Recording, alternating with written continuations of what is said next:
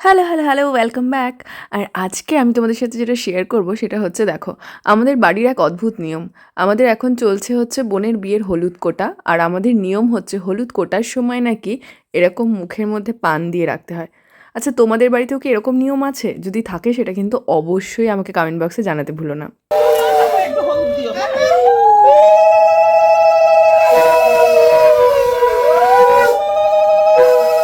আর দেখতেই পাচ্ছ এখন হচ্ছে দধিমঙ্গল। আর বাই দ্য ওয়ে তোমাদেরকে জানিয়ে রাখি, এখন বাজে ভোর 4টে।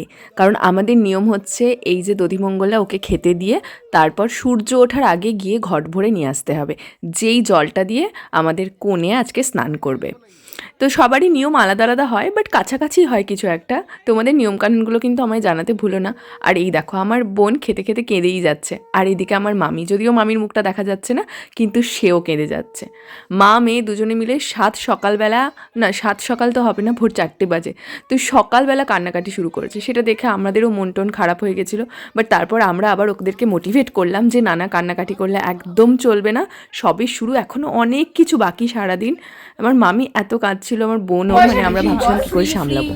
ফ্রি এর আমাদের হেয়ার ড্রেসার, মেকআপ আর্টিস্ট হয়ে যাবে। আমরাও কি লাইন দেবো?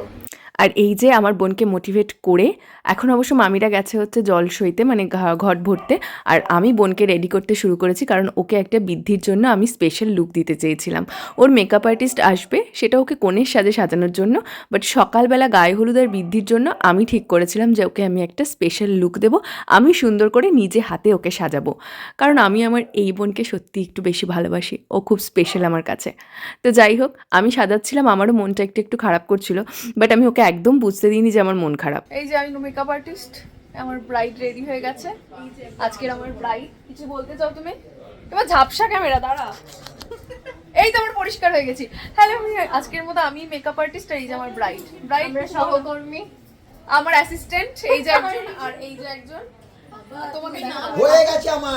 বুঝতে পারছো না আমার কষ্টটা, তুমি বুঝতেই পারছো না।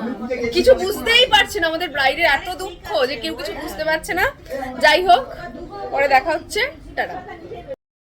এই যে আমার বোনের বৃদ্ধির লুকের ফটোশ্যুটের কয়েকটা ছবি দেখে জানাও তো, মেকআপ আর্টিস্ট হিসেবে আমি কেমন কাজ করলাম, ভালো নাকি পচা? আমার কিন্তু দারুণ লেগেছে। আর তোমরা লিখতে ভুলবে না যে আমার বোনকে দেখতে কেমন লাগছে।